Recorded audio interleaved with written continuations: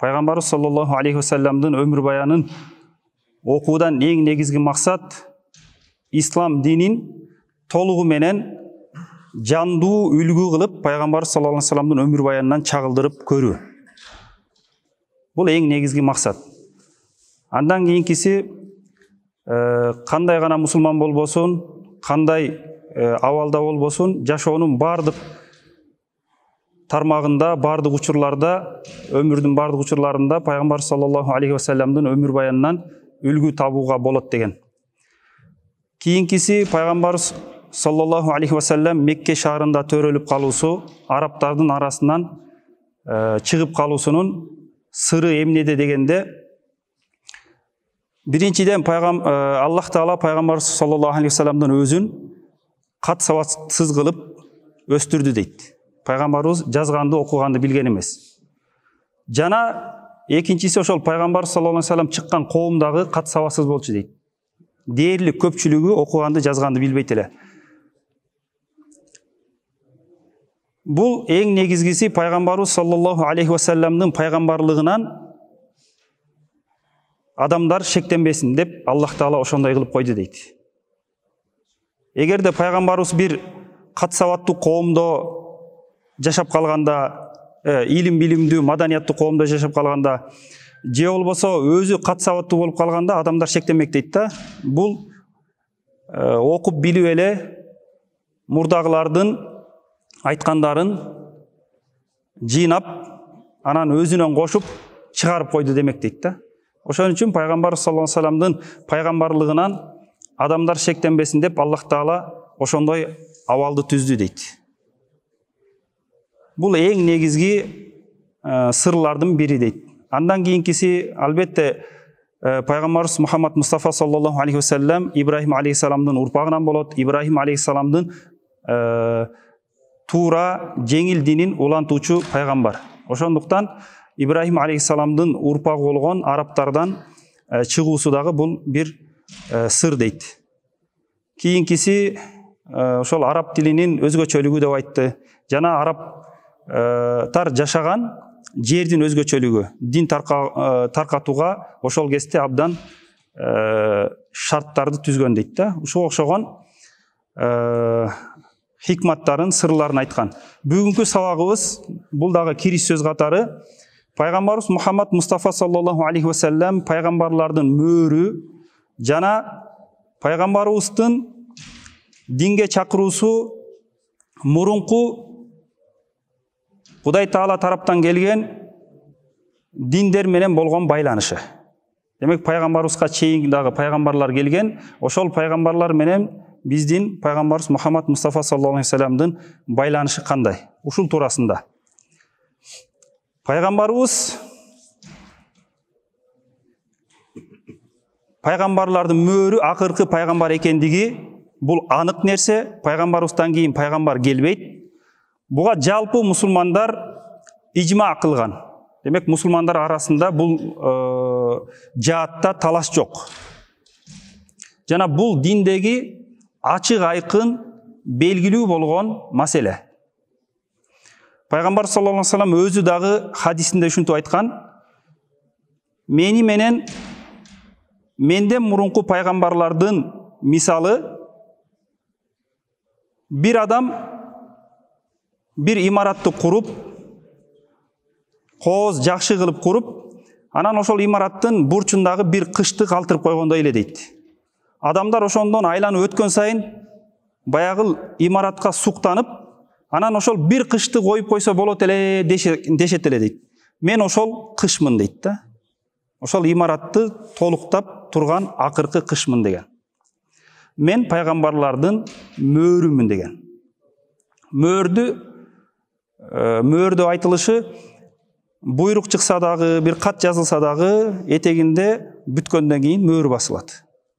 Ал дегени андан кийинкиси жараксыз дегени.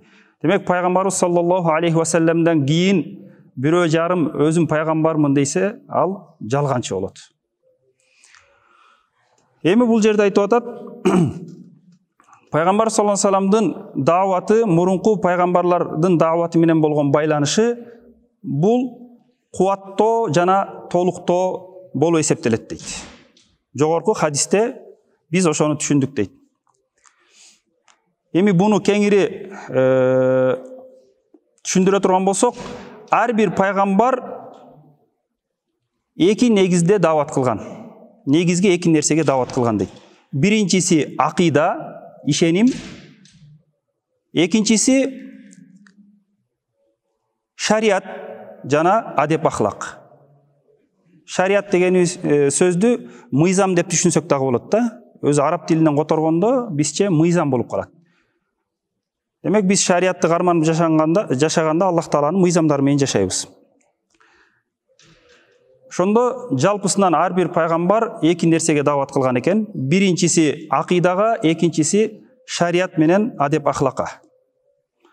Акыйда жаатында Адам алейхиссаламдан тартып пайгамбарыбыз саллаллаху алейхи ва салламга чейин акыйда өзгөргөн эмес. Акыйда деп биз Алланын жалгыздыгына иман келтирүү, Алланын ар кандай кемчиликтен аруу экендигине иман келтирүү, акырет күнгө иман келтирүү, эсеп кысапка, бейиш тозокко иман келтирүү.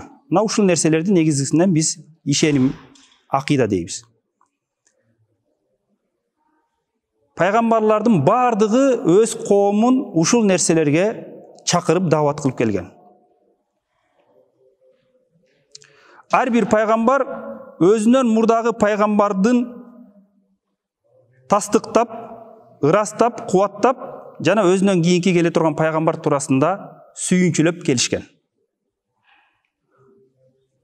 Ошентип пайгамбарлар биринин аркасынан кийинкиси уланып олтуруп,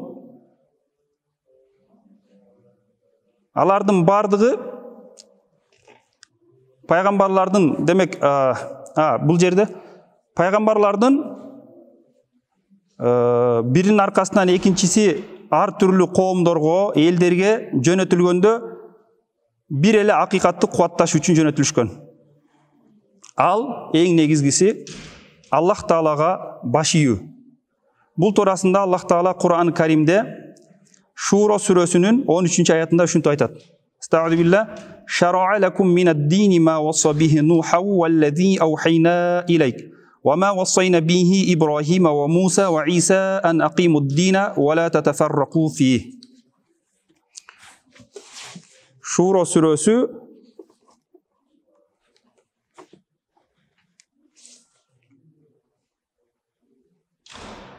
13 ayat. Tafsirde aytып атат. Estağfirullah. Allah Taala силерге ачык айкын баяндап жеткирди дейт. Өзүнүн дининде, шариятында. Пайгамбарыбыз Мухаммад Мустафа саллаллаху алейхи ва салламдын пайгамбарлыгы туурасында. Жана дагы Нух алейхиссаламга осият кылган нерсени, жана сага деп пайгамбарыбыз айтып атат, сага бул Кур'анда вахий кылган нерсени, жана Ибрахимге, Мусага, Исага биз буйрук кылган нерселер. Эмне деп? Динди сактагыла деп.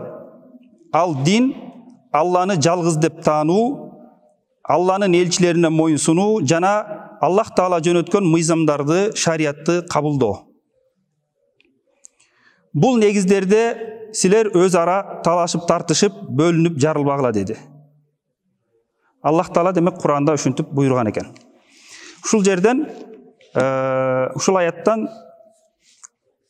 айтылып тургандай, пайгамбарлардын бардыгы акыйдада негизги бир нерсеге гана чакырып келген. Аллага иман келтирүү, Алланын динин карманууга. Ал тургай дейт. Акыйда жаатында чынчыл болгон пайгамбарлардын дааваты ар түрлүү болуп калышы бул акылга сыйгыс нерсе. Себеби акыйда маселелери кабар берүү болуп эсептелет. Бизде динде жалпысынан диндеги буйруктар эки түрлүү болот да. кээ бир нерселер дин маселелери, кээ бирлери кабар берүү, кээ бирлери жаңыдан түптөө болуп эсептелет. Кабар берүү дегени мисалы биз акыйдада Аллахтын жалгыздыгына ыйман келтиребиз. Аллахтын жалгыздыгы пайгамбарларга чейин эле бар нерсе да. Пайгамбарлар келгенге чейин Аллахтын жалгыздыгы бул бар, анык нерсе. Бейиш тозоктун бар экендиги дагы анык. Демек пайгамбарлар кабар бергендиги бизге Кудай бар, бейиш тозок бар, кыямат күн бар деп эле бар нерсени эле бизге айтып жеткирип коет. Ал эми амал жаатында болсо, намаз окуу, орозо тутуу болсо, булар ар бир пайгамбардын учурунда ошол элдин өзгөчөлүгүнө карап жаңыдан Кудай Таала тараптан буйрулат. Мисалы Муса алейхиссаламдын убагында 50 убакыт намаз окугула деди да. Биздин пайгамбарыбызга келгенде эмне болду? 5ке түшүрүлдү. Пайгамбарыбызга деле 50 жолу намаз оку деп буйруду эле, бирок пайгамбар саллаллаху алейхи вассалам Муса алейхиссаламдын кеңеши менен Аллах Тааладан жеңилдик сурап 5ке түшүрдү. Ошондо акыйда эмес, шариат, ахлак маселелеринде жаңыдан буйрук берилет экен да Кудай Таала тараптан. Ар бир коомдун өзгөчөлүгүнө карап. Ошол себептен акыйда жаатында пайгамбарлардын бири-биринен айырмачылыгы болушу мүмкүн эмес экен да. Анткени бардыгы болуп турган нерсени эле айтып коет. Аллахтын бар экендиги, бейиш тозоктун бар экендиги, гайып нерселер, мисалы периштелердин, жиндердин бар экендиги. Бунун баары бар нерселер. Ошол нерсени эле өзгөртпөстөн бизге жеткирип коет экен. Ошол үчүн айтат, эгерде эки адам кабар жеткирсе, экөөсү тең чынчыл адам боло турган болсо, анда жеткирген кабарда айырмачылык болушу мүмкүн эмес. Пайгамбарлар деле ошондой эле чынчыл, анан алар бир кабарды жеткирип атат. Андай болсо пайгамбарларда дагы акыйда жаатында айырмачылык болбошу керек экен. Ошон үчүн акылга сыйгыс болот дейт. Пайгамбарлардын бирөөсү келип алып Кудай үчөө деп, андан кийинки бир пайгамбар келип Кудай жалгыз деп айткандыгы бул акылга сыйбайт. Акыйда жаатында пайгамбарлардын бардыгы бир эле нерсеге чакырышы керек. Акыйда жаатында ушул нерсе. Ал эми шарият жаатында болсо, шарият деп биз жеке адамдын жана коомдун жашоосун тартипке салуучу өкүмдөрдү айтабыз дейт. Шарият жаатында пайгамбарлардын шарияты бири-биринен айырмасы болот экен. Маңызында жана көлөмүндө.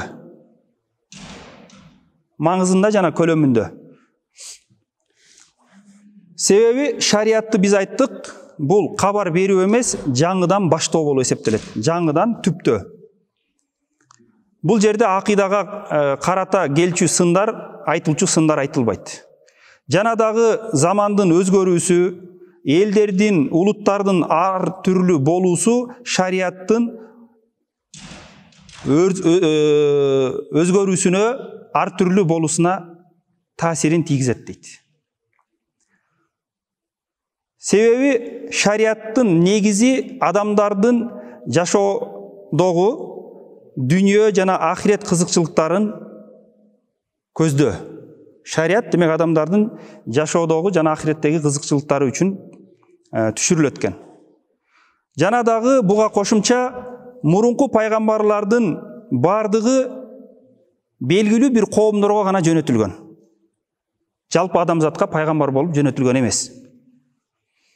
Андай болгондон кийин ар бир пайгамбардын шарияты ошол коомдун өзгөчөлүгүнө карап айырмачылыгы болгон. Мисалы Муса алейхиссалам Бани Исраилге жөнөтүлгөн, Израиль коомуна жөнөтүлгөн.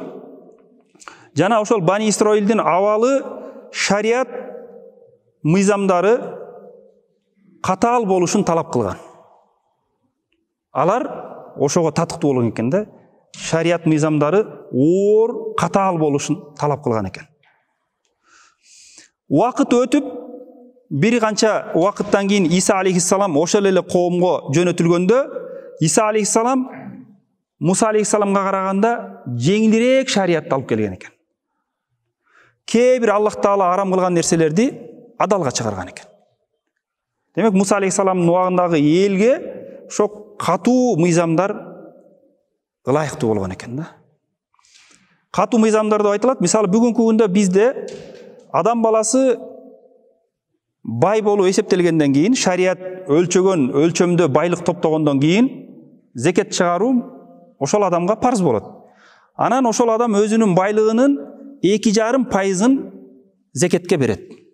А Муса алейхиссаламдын шариятында 25% болгон экен. 10 эсе көп болгон экен да. Намаз 50 убакыт болуп атат. Бизде азыркы күндө кийимибизге бир нажас, ыпылас нерсе тийип кийимибиз булганып калса, биз жууп койсок таза болот. 3 жолу жууп, сыгып койсок таза болот. Муса алейхиссаламдын шариятында ошол жерди кыркып салыш керек болгон. Жуу менен тазаланган эмес. Тооба кылганда адамдар өзүн өлтүрүшү керек болгон. Ошондой оор, катаал мыйзамдар түшкөн, шарият түшкөн. Иса алейхиссалам келгенден кийин ошол коомго кээ бир нерселер жеңилдетилген. Бул туурасында Али Имран сүрөсүнүн 50 аятында Аллах Таала ушундай айтат: "Ва мусаддиқан лима байна ядайя минат таурати ва ли ухилла лакум ба'даллади хуррима алейкум." Иса алейхиссалам Израиль коомуна, Бани Исраилге кайрылып, ушундай айтып атат да: "Мен өзүмдүн колумдагы Тауратты тастыктап келдим." Таурат Муса алейхиссаламга түшкөн китеп. Ошол Тауратты тастыктап, ырастап келдим дейт. Ырастаганда кай жаатта дедик? Акыйда жаатында мурунку пайгамбар айткан нерсени кийинки пайгамбар ырастап, ошону кубаттап келет. Жана силерге арам кылынган кээ бир нерселерди адал кылыш үчүн келдим дейт да. Мыйзамдарда, шарият жаатында эмне кылды? Иса алейхиссалам кээ бир нерсени жеңилдетип алып келди.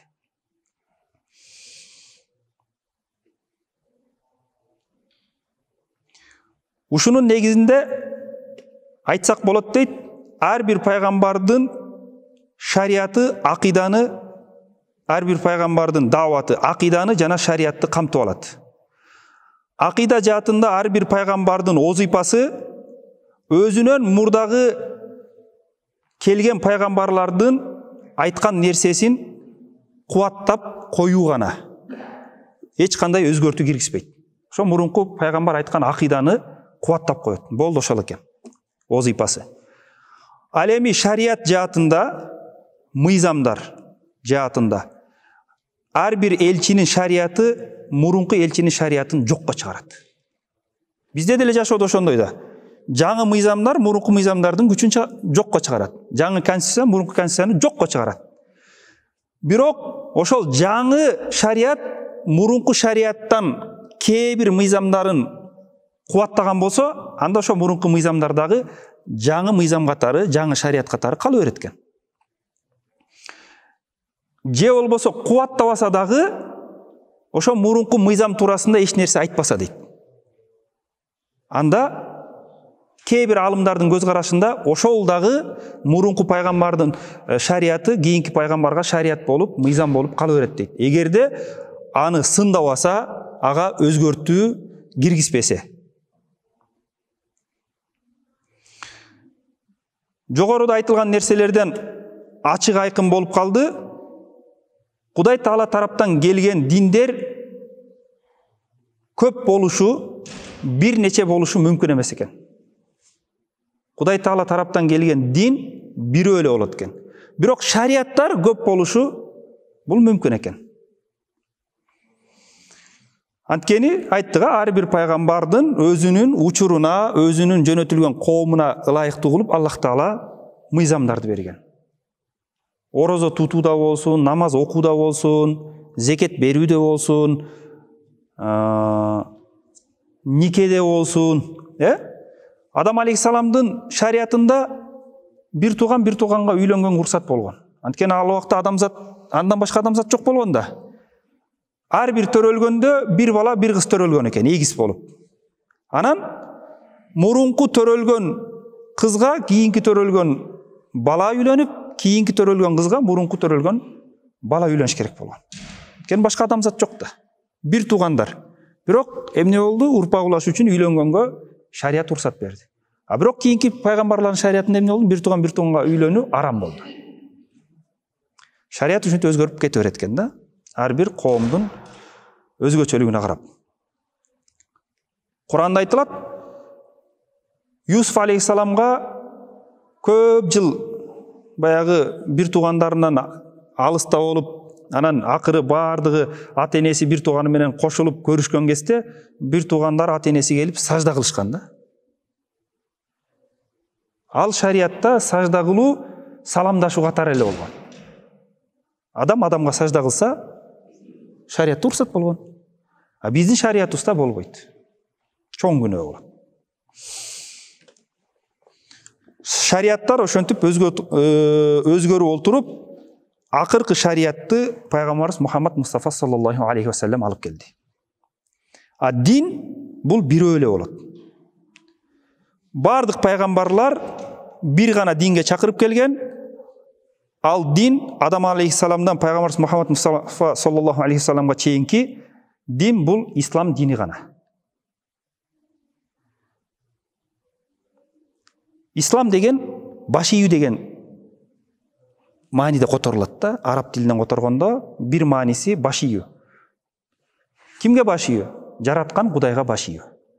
Демек пайгамбарлардын бардыгы Кудайга баш ийүүгө чакырып келген. Бул туурасында Курандын Бакара сүрөсүнүн 130, 131, 132 аяттарында Аллах Таала ушинтип айткан. Астагфирулла. "Ва ман яргабу ан миллати Ибрахима илля ман сафиха нафса, ва лакад истафайнаху фид дунья ва иннаху фил ахирати ламинас солихин." Ибрахим алейхиссаламдын динин жактырбай, ошол динден жүз бурбайт. Эгер жүз бурган адам болсо, ал адам өзүн өзү урматтабаган, өзүн кордогон адам гана Ибрахимдин дининен жүз бурушу мүмкүн дейт. Биз ал Ибрахимди дүйнөдө пайгамбар кылып тандап алдык. Адамдарга туура жол көрсөтүүгө тандап алдык дейт Аллах Таала. Жана ахиретте дагы ал Кудайдын сүйгөн таква пенделеринен болот дейт. "Из кала лаху раббуху аслим." Эмне себептен Аллах Таала Ибрахим алейхиссаламды пайгамбар кылып тандап алды десе, Аллах Таала айтып атат. Себеби Ибрахимге жараткан эгеси Аллах Таала баши деп буйруганда, мусулман бол, Кудай үчүн динди карман дегенде, "Кала асламту ли раббил аламин." Дарөө аламдардын ээси Аллага башидим, динди Кудай үчүн тутундум деп айткан экен. Кудайга дарөө баш ийип атат Ибрахим алейхиссалам. "Ва васа биха Ибрахиму банихи ва Яъкубу я бания инналлаха астафа лакумуд дина фала таъмутунна илля ва антум муслимун." Жана Ибрахим алейхиссалам өз уулдарына осият кылды. Ибрахим алейхиссаламдын урпагы болгон Яъкуб алейхиссалам дагы өз урпагына, өз уулдарына осият кылды. Эмнеде осият кылышыптыр? Аллах Таала силер үчүн динди тандап койду. Силер бул дүйнөдөн мусулман болуп өткүлө деп.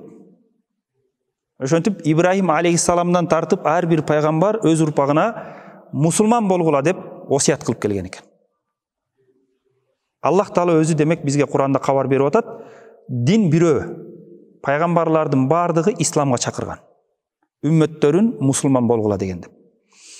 Муса алейхиссаламдагы Израиль уулдарын, Бани Исраилди мусулман болууга чакырган. А'роф сүрөсүнүн 125-126 аяттарында ушинтип айтат. Астагфирулла. "Қалу инна иля раббина мунқалибун." Муса алейхиссалам пайгамбар болуп келип, Египеттин элин динге чакырганда, Египеттин фараону, падышасы Муса алейхиссаламга каршы сыйкырчыларды чакырган. Анан ошолор менен Муса алейхиссалам баягы ар ким өзүнүн күчүн көрсөткөн. Сыйкырчылар келип, колундагы таяктарын таштаса, элдин көзүнө чоң жылаан болуп көрүнгөн да. Анан ошол кезде Муса алейхисаламдагы колундагы таягын таштаганда чоң жыланга айланып, жанагы жыландардын баарын жутуп койгон. Ошол кезде баягы сыйкырчылар бул Муса алейхисаламдыкы бул сыйкыр эмес, бул башка бир күч экендигин билишип, ошол жерден алар Аллах Таалага иман келтиришкен да. Иман келтиришип, заматта алар саждага жыгылышкан. Демек алар сыйкыр менен сыйкыр эмес муъжизанын Кудай Таала тараптан берилген адаттан тышкаркы кереметтин айырмасын билишкен дагы Муса алейхисаламдыкы бул Кудай Таала тараптан келген муъжиза экен деп дарөө Кудайга иман келтиришкен. Алар ошентип иман келтиргенде анан фараон айткан: "Силер эмне? Өз ара сүйлөшүп алып ушул ишти кылып атасыңарбы? Силердин максатыңар бул элди, бул шаардан кубалап чыгуубу? Андай болсо мен силерди кыя кылып, кол бутуңарды кесип азаптайм" деген да. Ошонткөндө баягы сыйкырчылар жүрөгүнө ыйман киргенден кийин булар эмне деп жооп берип атат? "Биз Роббибизге кайттык" дейт. Кудайга иман келтирип, Роббибизге кайттык. Сен бизди жаман көрүп, бизди айыптап сындап атканың бул биз Роббибизден келген белгилерге иман келтиргендигибиз үчүн болуп атат. Ошон үчүн эле сен бизди жаман көрүп, бизди айыптап атасың дешти.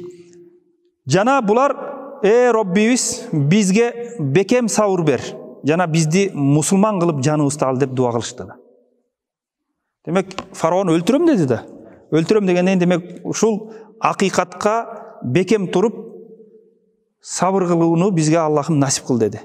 Жана бул дүйнөдөн мусулман болуп өтөлү деп Кудайдан тилешти. Мында да демек Муса алейхисаламдын коому дагы эмне? Мусулмандар болгон. Муса алейхисалам исламга чакырган.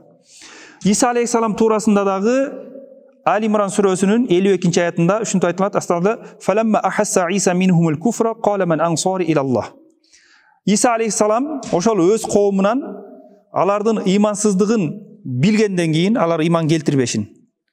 Жана Иса алейхисаламга каршы жаман аракетти кылып атканын билгенден кийин Иса алейхисалам кайрылып: "Ким Кудай жолунда мага жардамчы болот?" деди. "Қалал хаварiyuna нахну ансаруллах, аманна биллахи ва шахад би анна муслимун."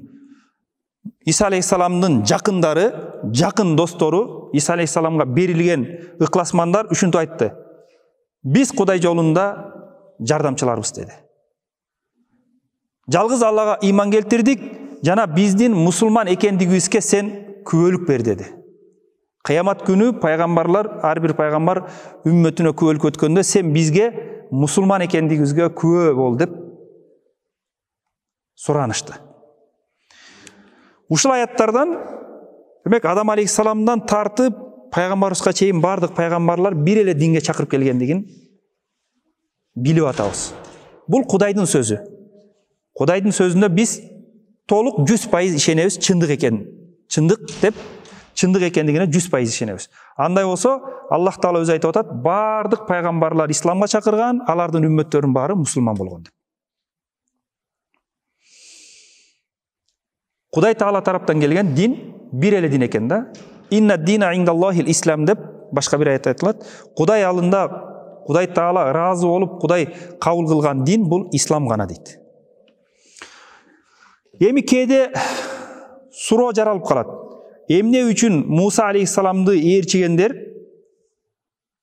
башка пайгамбарлардын акыйдасынан айырмаланган өзүнчө бир акыйданы карманышат дейт. Өзүнчө бир ишенимди карманышат да. Жана эмне үчүн Иса алейхисаламды ээрчим деп Иса алейхисаламга өзүн таандык кылган адамдар, алар дагы башкалардан өзгөчөлөнүп, өзүнчө бир ишенимди карманышат деген суроо туулат дейт. Буга жооп катары биз Курандан ушул аятты айтабыз. Астагфирулла. Али Имран сүрөсүнүн 19-аяты: "Инна дина индаллахил ислам." Кудай Таала ыраазы болуп, Кудай кабыл кылган дин бул ислам гана. "Ва махталафа аллазина утул китаба илля мин баъди ма жаахумул илм багьян байнахум." Китеп ээлери өз ара талашып тартышып, ар кандай жолдорго түшүп кеткен жок. Алар качан гана аларга Кудай Таала тараптан илим келгенден кийин гана ошентип бөлүнүп, жарылып, ар түрлүү болуп кетишти дейт. Куран келгенден кийин ушинтип жөөттөр дагы, христиандар дагы эмне бөлөк-бөлөк болуп кетти дейт. Эмне себептен ошондой болуп кетсе, багия минхум, көрө албастыктан дейт. Караңыздарчы. Анткени Сиро китептерде айтылат, жөөттөрдүн ата бабасы 1000 жыл мурун акыркы пайгамбар ушу Медина шаарынан чыгат экен, ушул жерде жашайт экен деп Мединага 1000 жыл мурун көчүп келип жашашкан экен. Мединада жөөттөр болгон да. Ошол жөөттөрдүн ата бабалары 1000 жыл мурун, 1000 жылдап мурун ошол өздөрүнүн ыйык китептеринде пайгамбар саллаллаху алейхи вассалам кабарын билгендиктен биз ошол акыркы пайгамбарды көрбөсөк дагы биздин урпактарыбыз ошол пайгамбар менен чогуу жашап ошого ыйман келтирсин деп Мединага келип жашап калышкан экен. Анан алар ошол ата бабасынан ошол кабарды угуп, адеп урпактан урпакка ошону жеткирип пайгамбарды күтүп келишкен. Ал тургай Мединадагы арабтар менен кээде учур менен жөөттөр согушуп калган кезде жөөттөр ушинтип айтчу да, акыр замандын пайгамбарынын чыгышы жакындап калды. Акыр замандын пайгамбары чыккан кезде биз ошо пайгамбар менен биргеликте силерди жок кылабыз дечкен да. Алар ойлогон да, ошол акыр пайгамбар, акыр замандын пайгамбары Мухаммад саллаллаху алейхи вассалам жөөттөрдөн чыгып калат деп. Арабтардан чыгат деп алар күткөн эмес да. Себеби арабтар илим билимсиз, кат сабатсыз, маданиятсыз, караңгы, жапайы эл болгон. Бири-бири менен эле согушуп, чабышып, уруу-уруу болуп эле 100 жылдап согушуп жаткан эл болгон да. Анан ошондуктан алар ойлогон, бизге окшогон маданияттуу, билимдүү элден чыгат деп жөөттөр ошентип ойлоп жүрүшкөн. Анан эле пайгамбар саллаллаху алейхи вассалам арабтардан чыгып калганда жөөттөр буну кабыл ала албады да. Эмне үчүн ушундай жапайы элден пайгамбар чыгып калат деп көрө албастык, ич тардык кылышты дейт. Аллах Таала бул жерде ошону айтып атат. Багия минхум дейт. Көрө албастыктан ошондой болушту дейт. Демек, Куран келгенче, Кудай Таала тараптан акыйкат келгенче алар бөлүнүп жарылган эмес. Пайгамбарыбыз келгенден кийин ошондой болуп кетишти.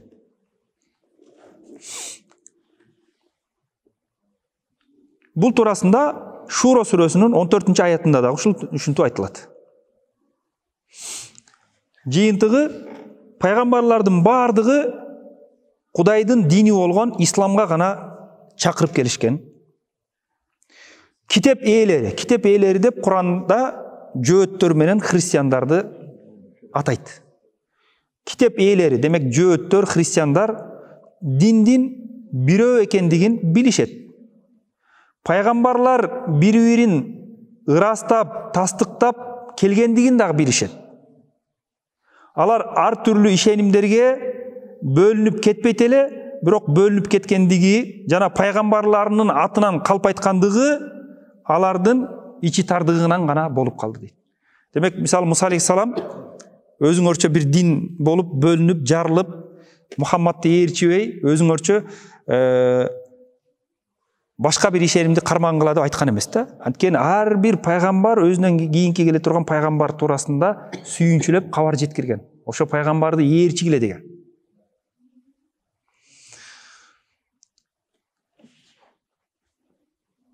Башка бүгүнкү күндө башка дин өкүлдөрү ошол диндерди карманып калуусунун эң негизги себеби алардын көрө албастыгы экен. Дагы бир кириш сөз. Ушуну менен буйруса биз негизги сирого киребиз. Кийинки сабактан баштап сиронун өзүн баштайбыз. Бул ошо пайгамбар саллаллаху алейхи вассаламдын өмүр баянына чейинки кээ бир керектүү маалыматтар, кириш сөз катары. Жахилият доору деген ислам дини келгенге чейинки арабтардын абалы, ошол доорду жахилият доору дейт. Жана ошол жахилият доордогу Ибрахим алейхиссаламдан қалған, ошол Ибрахим алейхиссаламдын дининен қалған кейбір қалдықтар, кейбір көрүнүштөр туурасында дейт. Бұл кириш сөздагы зарыл дейт. Зарылдығы себеби кейбір дин душмандары ушул нерсени бурмалап өзгөрткөнгө аракет кылышат дейт. Бунун кыскачасы, бүгүнкү күндө биз карманып аткан ислам дини бул пайгамбарлардын атасы болгон Ибрахим алейхиссалам алып келген туура жеңил диндин эле уландысы дейт. Аллах Таала көптөгөн аяттарда буну ачык айкын айткан. Мисалы Хадж сүрөсүнүн 78 аятында сталда важахиду филлай хакка жихади. Аллахтын дини үчүн чындап мээнет кылгыла деди. Чындап мээнет кылгыла. Хуажтабакум, Аллах Таала силерди тандап алды дейт. Вама жаала алейкум фиддини мин харадж. Аллах Таала силерге динде эч бир кыйынчылык кылган жок. Дин жеңил нерсе. Аллах Таала динди бизге жеңил кылып берди. Жөнөкөй эле нерсе айттык го, Муса алейхиссалам моганда 50 убакыт намаз окуса, биз азыр 5 намаз окуйт экенбиз. Алар 25% зекет чыгарса, биз 2,5% чыгарат экенбиз. Кандай жеңил. Миллата абикум Ибрахим. Ошол дин атаңар Ибрахимдин дини дейт. Демек ушул силер карманып аткан дин Ибрахим атаңардын дини деп атат. Хуа саммакумул муслимин. Аллах Таала силерди мусулман деп атады. Мин qablу ва фи хаза. Мурунку китептерде дагы, бул Куранда дагы Аллах Таала силерди мусулман деп атады дейт. Али Имран сүрөсүнүн 95 аятында да ушундай эле стагыла кул садакалло фаттабиу миллата Ибрахим ханифа ва ма кана минал мушрикин. Айткан ey Мухаммад саллаллаху алейхи ва саллям, Аллах Таала чындыкты айтат. Силер Ибрахимдин туура динин ээрчигиле. Ибрахим мушриктерден болгон эмес деп айткан деди да. Эми ушул аяттардын бардыгында биз карманып аткан ислам дини бул Ибрахим алейхиссаламдын алып келген дининин эле өзү. Ошол диндин уландысы деп билишибиз керек экен. Жана буга кошумча арабтар Ибрахим алейхиссалам Исмаил, Ибрахим алейхиссаламдын уулу Исмаилдин урпагы болушат. Арабтар ошол Исмаил алейхиссаламдан алып калган дин амалдары болгон. Диндин жолу болгон. Ал кайсы десе, Кудайды жалгыздап таануу, Кудайга кулдук уруу, Кудай Таала койгон чектерден чыгып кетпөө, Кудай Таала ыйык кылган нерселерди ыйык деп кабылдоо. Мына ушул нерселердин баарын арабтар Исмаил алейхиссаламдан мурас кылып алып, ушуну карманып келген дейт. Ошол Аллах Таала ыйык кылган нерселердин эң алдында Аллахтын үйү Каабаны урматтоо, Каабаны коргоо, Каабага кызмат кылуу. Мына ушул окшогон амалдар болгон дейт. Болгону убакыт өтүп, заман узаргандан кийин ошол Исмаил алейхиссаламдан алып калган нерселерге кээ бир туура эмес нерселер аралашып баштады дейт да.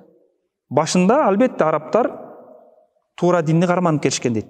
Кийин убакыт өткөн сайын акырындап кээ бир туура эмес көрүнүштөр таза динге аралашып баштаптыр.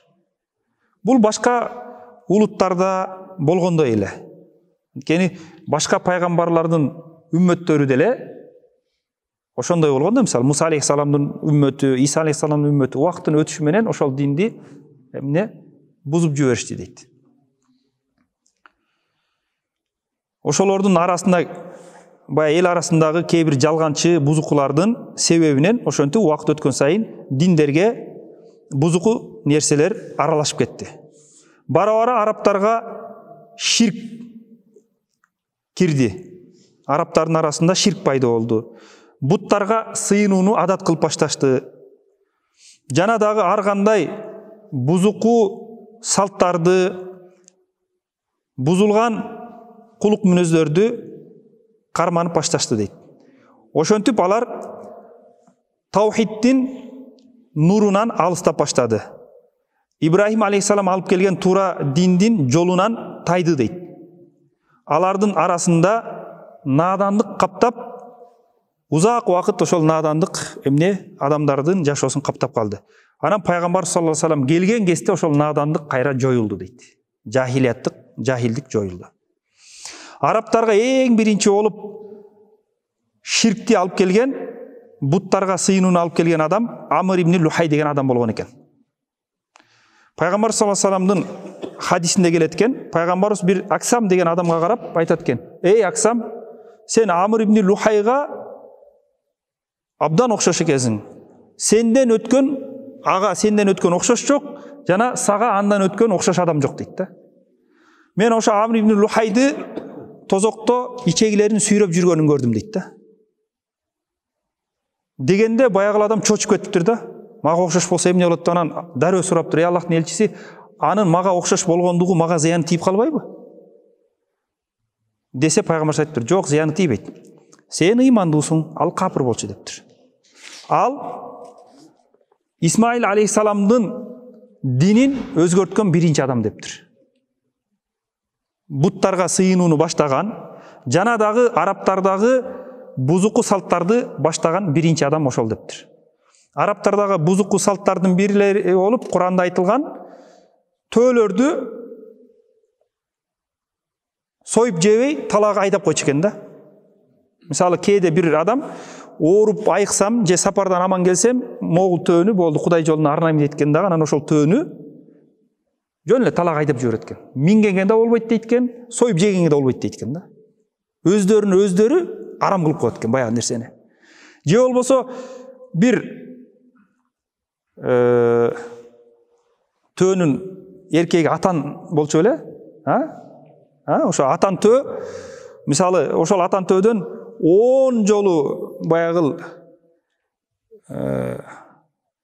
тайлак туула турган болсо, болду, бул 10 жолу ушинтип тайлак туудурду деп туруп, болду, муну минген болбойт, арам деп туруп эле, жөнөкөй эле өздөрү туруп эле баягыл төөнү арам кылып койчу экен өздөрүнө. Мингенге болбойт, союп жегенге болбойт деп.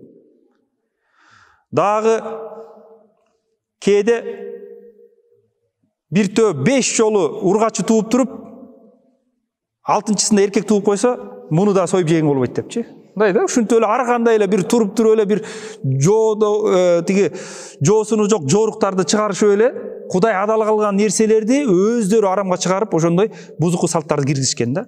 Мына ошол салттарды киргизүүдө эң башында жанагы Амр ибн Лухай деген адам турган экен да. Бул адамдын ошол араб жарым аралына арабтарга ширкти алып келишин окуясы ушинтип айтылат. Бул адам өзү Меккеден Шам тарапка сапар кылып барган экен. Анан бир Мааб деген шаарга келгенде, ошол жерде Нух алейхиссаламдын чөйрөсүнөн таркаган эл жашачу экен. Амаликтер деп койчу экен, демек бир элдин аты. Анан баягы элди караса, алар буттарга сыйынышып атыптыр. Анан айтат экен: "Бул силер сыйынып аткан бул эмне?" десе, баягылар айтат экен: "Бул буттарга биз сыйынабыз, кулдук уруп кадимкидей сыйынабыз" дейт да. Демек Кудайга сыйынгандай сыйынышкан. Анан булардан биз жардам тилесек, булар бизге жамгыр жаадырат. Булардан жамгыр тилесек жамгыр жаадырат, жардам сурасак жардам берет деп ошентип айтышат экен. Десе, анан баягы айтат экен: "Андай болсо мага дагы бир бут бергилечи, мен өзүбүздүн элге ала кетейин" дейт да. Десе, анан баягылар бир бутту берет экен. Анан ошол бутту алып келип туруп, арабтарга мынакей могул бутка сыйынабыз деп, ошол бутту коюп, анан сыйынып баштаган экен да. Ошентип арабтарга дагы ширк келген экен. Ширк таркаган сайын алар Исмаил алейхиссаламдан, Ибрахим алейхиссаламдан калган таухид акидадан алысташып, башка элдерге окшош эле булар дагы адашып кетиптир. Бирок ошондой болсо дагы, ошол элдин арасында аз санда болсо дагы туура акиданы карманган, таза динди карманган адамдар кала берген. күндөн күнгө эл бузулганы менен, бирок эл арасында анча мынча адамдар болгон. Ибраим алейхисаламдан келаткан туура динди карманган, туура ишенимди кармангандар. Алар өлгөндөн кийин тирилүүгө иман келтиришкен. Кудай Таала соо иш кылган адамды сыйлайт, күнөөкөрдү жазалайт деп иман келтиришкен дейт. Анан ошол арабтар жаңыдан чыгарып алган бутка сыйынуу, ар кандай туура эмес пикирлерди баягы адамдар жактырбайт эле дейт да. Ошолордун катарында мисалы пайгамбар саллаллаху алейхи вассалам 12 жашка чыкканда сапар кылып барып жолуккан бир кечилди айтат. Пайгамбардын өмүр байында кийин өтөбүз. Атасынын бир тууганы Абу Толип экөө сапарга чыкканда жолдон бир кечил манах пайгамбарыбыздын пайгамбар экендигин билет да. Анан кийин кеңеш берген. Сен бул менен сапарга барба, Шам тарапка барба. Жөөттөр буну өлтүрүп коюшу мүмкүн деген да. Ошол кечилди айтат, демек мурдагыдан калган туура динди карманган адам болгон дейт. Ошондой кээ бир адамдар болгон экен. Пайгамбарыбыздын заманына чейин жетип келген да. Туура динди карманган адамдар болгондой эле туура динден калган кээ бир амалдар дагы, көрүнүштөр дагы болгон. Кээ бир жөрөлгөлөр болгон. Замандын өтүүсү менен ошолор канчалык азайып, жок болуп баратканына карабастан, бирок кала берген дейт да. Ошол жахилият доордо дагы ошол жахилдердин, имансыздардын кылган кээ бир иштери туура динден калган нерселер менен боелуп турган дейт. Мисалы, Каабаны урматтап сыйлоо. Каабаны урматтап сыйлоо. Жахилият доордо деле арабтар Каабаны урматташканда. Урматтап сыйлап, ошо Каабага келген элдерди сыйлашкан, коноктошкон. Бул салт Ибраим алейхисаламдан эле калган. Жахилият доордо деле салт катары калып кеткен экен. Каабаны тооф кылып айлануу жахилият доордо дагы болгон. Ажылык кылуу, умра кылуу, Арапатка барып туруу, курбандык чалуу, бул амалдардын баары жахилият доордо дагы кылынып келген экен. Болгондо ошол амалдардын кээ бирлерине алар эмне болгон? Бузулган нерселерди, туура эмес амалдарды киргизип жиберген. Мисалы, ажылыкка, умрага ниет кылышканда Курайш үчүнтүп айтышкен да, Курайш уруусу. Лаббайк Аллахума лаббайк. Эй Аллахым, сенин буйругуңа дайым даярмын. Кайра даярмын деп. Лаббайк ла шарика лак. Мен сенин айтканыңа кайра даярмын. Демек бир эле эмес, кайра даярмын деп атат да. Сенин шеригиң жок. Илля шарика хуалак. Бирок шеригиң бар, ал сен үчүн болгон шерик. Тамликуху ва мамалак. Ошо шеригиңе сен кожоюнсуң, анын ээлик кылган нерсесине да сен кожоюнсуң дечкен да. Демек Кудайга сага баш ийебиз деп туруп, анан кийин шеригиң жокко, бирок сага ылайыктуу бир шеригиң бар дешишкен да. Демек не ширк кылышып атат да. Умрага ушинтип, ажылыкка, умрага ушинтип ниет кылышышкен. Жыйынтыгы арабтардын тарыхы пайгамбарлардын атасы болгон Ибраим алейхисаламдын алып келген туура таза дининин көлөкөсүндө башталган дейт. Арабтардын дини жашоосунда Алланы жалгыз деп тааныган акыйда арабтардын жашоосунда бар эле дейт да. Кийин барып ошол нерседен арабтар алыстап кетти. Анын ордуна алар ширк менен алмаштырды, надандык менен алмаштырды дейт.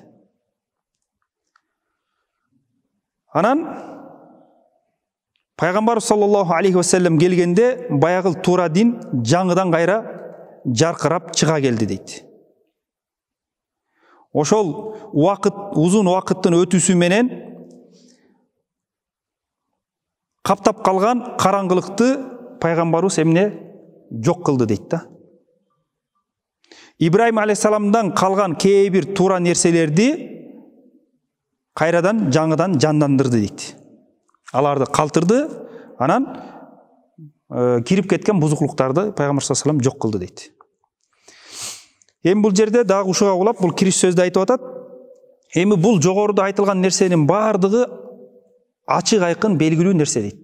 Тарыхта бунун баары белгилүү. Демек араптардагы салттардын көбү бир тобу Ибраим алейхисаламдан калган туура диндин амалдары болгондугу бул ачык айкын нерсе. Муну биз айтып отуруунун кереги жок эле дейт, негизи дейт. Айтып отуруу бул ашыкча сөз болот эле. Бирок бүгүнкү күндө ушул нерсени кайталап айтууга мажбур болуп атабыз дейт да. Мажбур болуп атабыз дейт. Кээ бир адамдар ушул нерселерди дагы ачык айкын нерселерди дагы бурмалап атат дейт да. Ошол себептен бүгүнкү күндө ушундай талаш тартышы жок нерселерди дагы баса белгилеп кайталоого мажбур болуп атабыз дейт. Кээ бир адамдар бүгүнкү күндө ушундай айтат дейт. Бул диндин чыгып калышы бул табигый эле жол менен болгон дешет экен да. Ислам дининин келип калышы бул табигый нерсе дейт экен. Эмнеге десе, арабтар жахилият доордо убакыттын өтүшү менен акырындап ойгонуп башташкан. Акырындап өздөрүнүн жашоосунан ширкти жок кылып башташкан. Анан ошентип олтуруп, анан пайгамбар саллаллаху алейхи вассалам келгенде ошол нерсе толугу менен ишке ашкан дейт экен да. Ушинткен адамдар бар дейт бүгүнкү күндө. Демек булардын айтканына карай турган болсок, жахилият доор Ибраим алейхисаламдын доорунан канчалык алыстаган сайын ошончолук алар туура динге жакын болду деген түшүнүк чыгат дейт. А бирок тарыхта биз окуп өткөн нерсе эмне болуп атат? Анын тетириси болуп атат да. Ибраим алейхисаламдын заманынан канча алыстаган сайын ошончолук туура дин бузулгандыгы бул белгилүү нерсе болуп атат. Бирок ошого карабастан кээ бир адамдар жок, убакыт өткөн сайын араптар ойгонуп, ширкке каршы баш көтөрүп баштаган, ширкти жашоосунан жок кылып баштаган деп айтышып атат дейт. Андай боло турган болсо, булардын айтканына карасак, анда пайгамбар саллаллаху алейхи вассалам негизи жахилият доордо эмес, андан бир топ кылым мурдарак келиш керек эле дейт да. Анткени ошо бир топ кылым мурдарак дин тазарак болчу дейт. Алар айтып атат да, пайгамбар саллаллаху алейхи вассалам келген убакта араптарда ширк азайып, Кудайга болгон түшүнүк туура жагына ооп, жетилип бышып калган кезде пайгамбарыбыз келип ошону ишке ашырып толуктап койду деп атат да. Андай эмес дейт. Жана дагы кээ бир адамдар мынтип да айтат дейт. Пайгамбарыбыз саллаллаху алейхи вассалам араптардагы болгон ар кандай салттарды толугу менен жок кыла албагандан кийин ошол салттарга дин боёгун киргизип койду дейт. Демек ошол салттарды дин боёгу менен боёп, диндеги амал катары көрсөтүп койду дегендер да бар экен да. Демек араптарда бул салттар мурдатан болуп келген, анан ошону эле жок кыла албай, ошону дин деп эле жаңылап койду деген адамдар дагы бар дейт.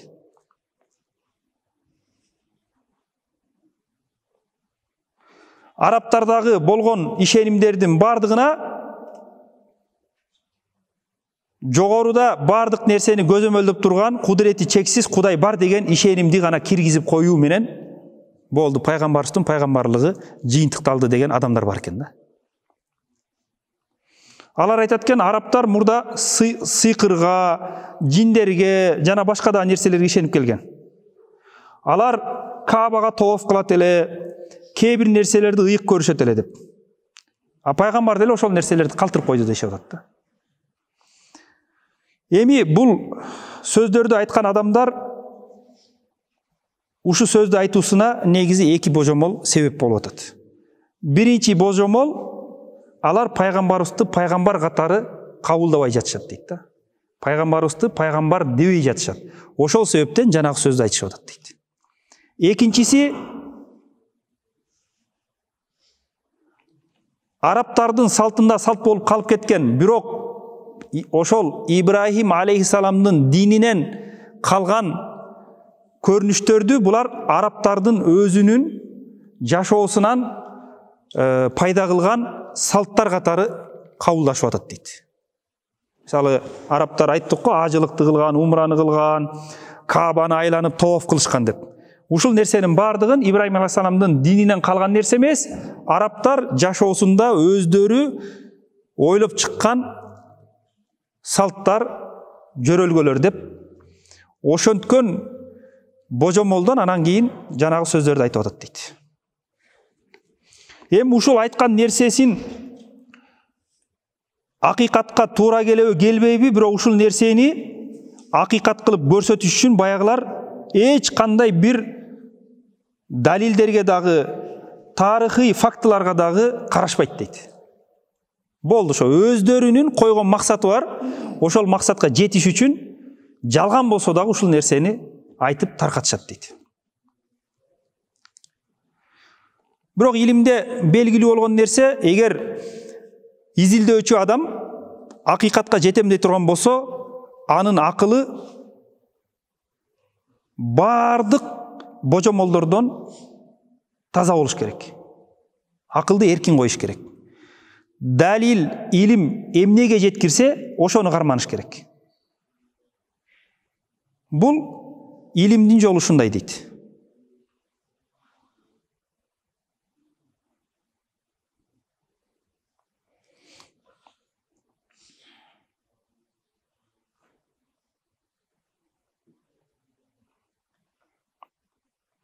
Мисалы, пайгамбар саллаллаху алейхи вассаламдын өмүрүндөгү вахий көрүнүшү, Кудай Таала тараптан пайгамбарыбызга аян келиши. Пайгамбарыбыздын пайгамбарлык далилдери, Курандын муъжизасы, пайгамбарыбыздын мурдагы пайгамбарлар менен дааваты бир жерден чыгышы, бир болушу.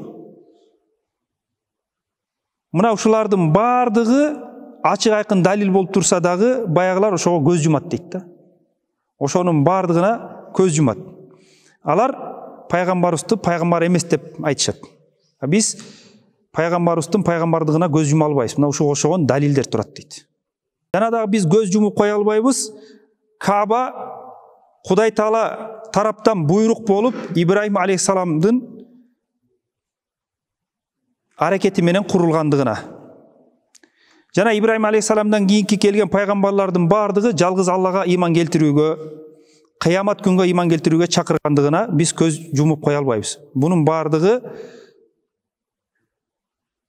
далилдин негизинде бизге жетип турат дейт.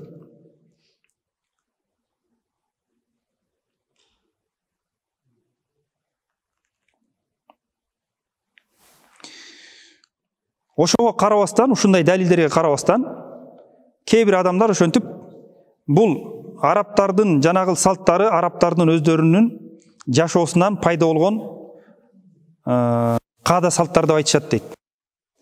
Эми менден сураган болсоң, мен ошол белгилүү англис чыгыш таануучу адамдын дин пикиринин түпкүлүгү деген китебин окуп көр деп сунуштайт элем дейт. Ошол китепте баягыл чыгыш таануучу адам ушул ойду айтып атат дейт да.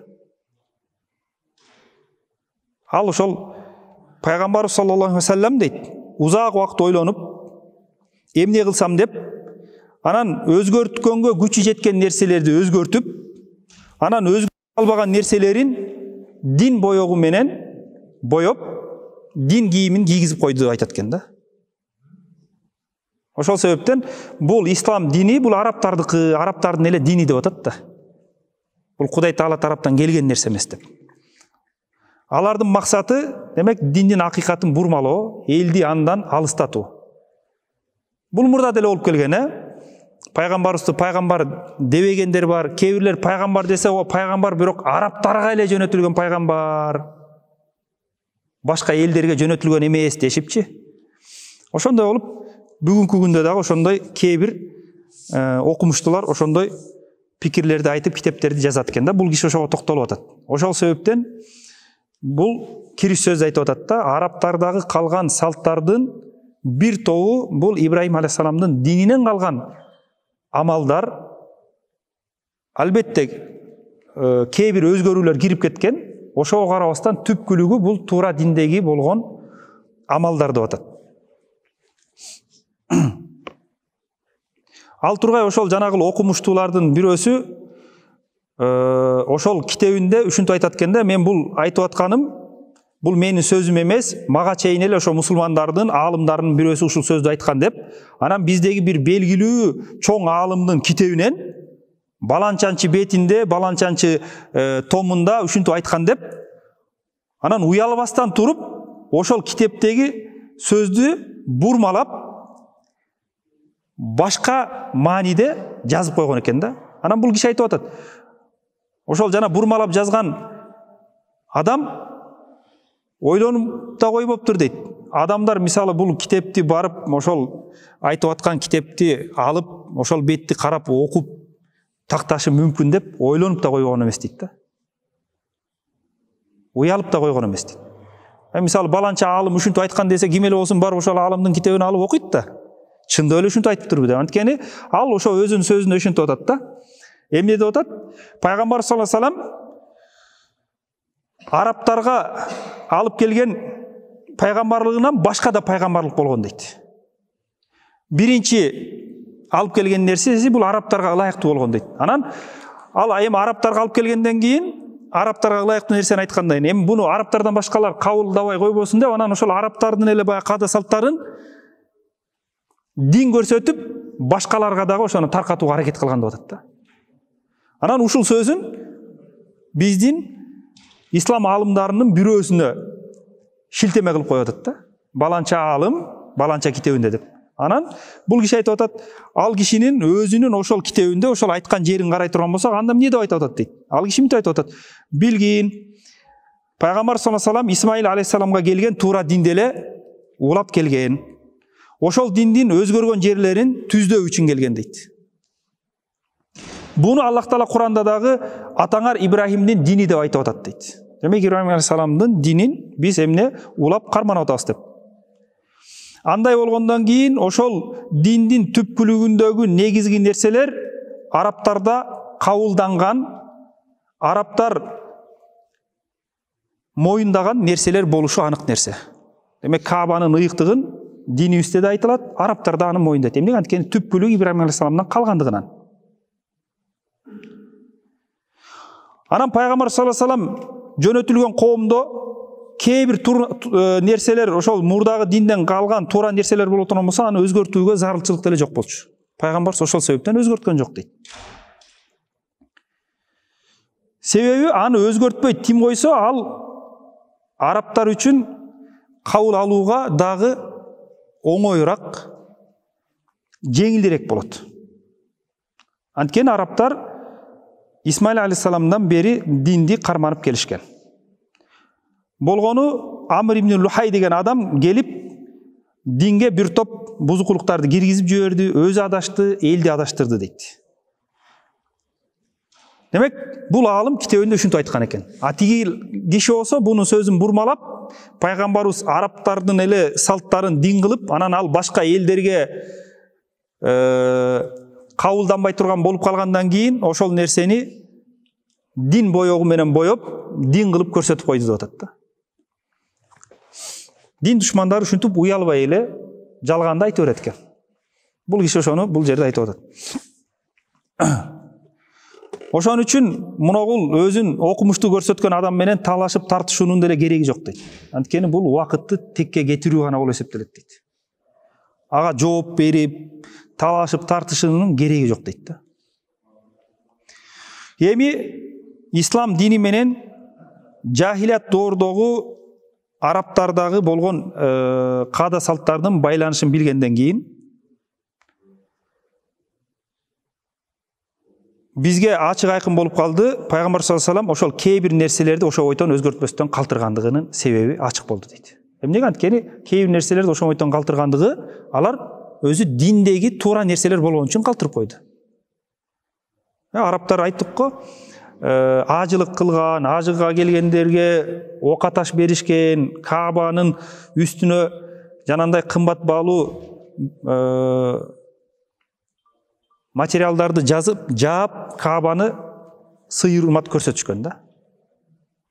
Бул нерселердин бардыгы бүгүнкү күнгө чейин сакталып калды, өзгөрбөстөн.